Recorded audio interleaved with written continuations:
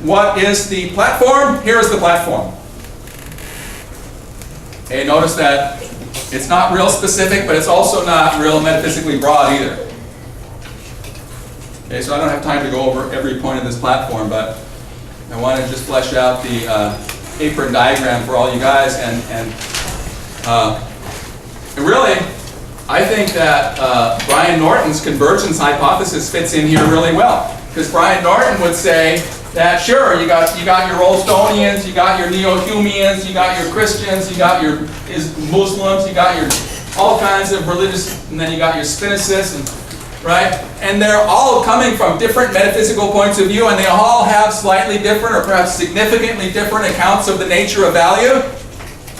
And yet, they all tend to converge around these basic principles contained in this 8-point platform. I think they came together. Where did they come together with? I forget where they came up with this. Was it at Joshua Tree or someplace else? No, it was in Death Valley, that's right. George Sessions and Arnie Noss went on a famous camping trip to Death Valley, and that's where they hammered out these 8. These are some cool stories, aren't they? Remember old Uncle Aldo, you know, shooting that wolf and then having that moment with the wolf. And now you can think of Arnie Noss and George Sessions, these 2 great philosophers, sitting down in Death Valley, right? The hottest place on the planet, right? And coming up with this 8-point deep ecology platform. All right, and then I guess this is something I found on the internet, right? Those of you who like the Bee Gees. How deep is your love? But so that, you know, this is how you tell how deep, right? If you think that human extinction now, right, or there won't be any later for this planet, the painless extermination is needed, then you're radically deep. If you're a business, you know, then you can say quick annihilation. Anyway, it's a little bit supposed to be a little bit humorous, I suppose. But anyway, I don't know if this is very philosophical, but okay. So deep ecology questions, fundamental assumptions in our philosophies and worldview. All right, and these are the kinds of deep fundamental questions that deep ecologists insist we must answer as part of articulating our environmental ethic. Okay? We can't just articulate, you know, how we're going to treat stuff. We have to articulate how we conceive ourselves and how we, you know, how we think about the values of all these things, right? So notice that the number of the range of traditions we could cite as our ultimate principle, as the source of our, is infinite, potentially infinite. Right? There are all these familiar ones here. But then ultimately, Noss thinks that every individual has an obligation to come up with her own ecosophy, her own metaphysical, meta-ethical underpinning of, you know, why she conducts her life with, you know, respect for these principles on the deep ecology platform. All right, I know I'm almost out of time. We got some rustling going on here, but let's see what else is. Okay. So there are these criticisms that some of which we've already been over.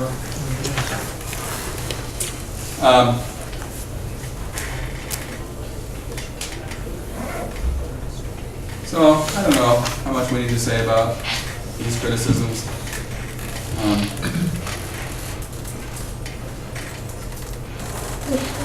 Self-realization, that's part of, right, that's part of ecosophy T, and that's part of the deep ecology platform. Anyway, I know I'm out of time, so we'll just come back on Thursday and pay close attention to that. Just add one more minute, all right? So what Warwick Fox is getting at is really interesting. We haven't covered this yet. But there's a whole new area that we need to explore. Warwick Fox is getting at, he's trying to articulate a principle for organizing our management of the natural environment, right? So the Smokey Bear kind of decisions that you have to make as you're managing land, air, water, wildlife. But also, he wants to identify a principle that we can use to guide resource management and our management of the built environment. So what Warwick Fox has to say has implications actually for everything in this room, right? I mean, the desks, the chairs, everything. And the principle that he articulates is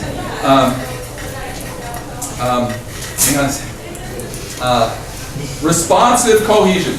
Okay? He says the hallmark of a healthy ecosystem is that it is both cohesive, it holds together, but it also responds to changes. And that's also the hallmark of a successful built environment. So we want desks in our rooms to be responsively cohesive in the same way that land managers want ecosystems to be responsibly cohesive. So anyway, Warwick Fox is really doing some progressive work, and I hope that you enjoy his essay. It's very short. It's a condensed version of something that he wrote for an academic audience, and this is really written for a more popular audience. So enjoy your Warwick Fox, and I'll see you all on Thursday.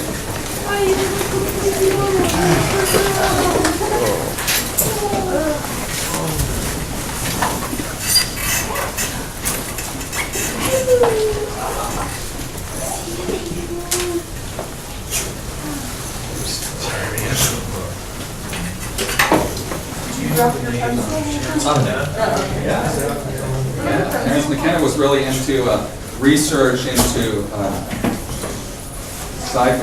ethnogenic or entheogenic plants. And that's pharmacology as well? Yes. Yeah, he died of a brain tumor in that guy on Coast to Coast radio program. Right, did a big meditation to try to save his life, but it didn't work, I guess, and he died. It might have worked, you never know. I mean, maybe he wasn't born for this earth. What's that? Oh, the attendance sheet? I was wondering what that website was you were talking about that has all the people, professionals into different philosophical views. And I wrote where you said you took the deep ecological notes from that website. Did you mention? I actually just went online and found, I know what you're talking about. You're talking about the Encyclopedia of Environmental Ethics and Philosophy. That's an excellent resource, and I can't even believe how lucky we are. You students, man, nowadays we didn't have stuff like this when I was a student. Now you have all these resources that are right there. I mean, you can, while you're riding the bus home, it's a half-hour trip or whatever, you can use that half hour sitting on your phone, learning about deep ecology or anything. Yeah, it's all in the there. information age now. It's incredible. Yeah, and it's all, every entry in that Encyclopedia of Environmental Ethics and Philosophy is written by an expert. So it's just absolutely masterful. That whoever put that together did a great job. I'm really impressed. All right, thank you. Yeah, there should be a copy of that in every government agency that has responsibilities over our land, air, water, wildlife. We need to get environmental ethicists working for those agencies. And Brian Norton's really into that. I appreciate Norton's point of view. He points out that it's routine for ethicists to be employed in hospitals, right? Yeah. He thinks it should be similarly routine, for our. It should be. Yeah. So We should also have philosophers in the Forest Service, professional ethicists, helping them make their decisions. Is that the way it is in hospitals? Yeah. Hospitals have to have an ethicist on staff, at least one ethicist on staff. Wow. Yeah, that's one of the few I didn't places know a that. professional philosopher can work other than a university. But I think those jobs are highly coveted. Wouldn't that be a cool job to be the ethicist for OHSU or something? Yeah. Yeah, what's going on, Sam. Sam Benavides? Yeah, I haven't talked to him in a while. Yeah. So far, I'm focusing on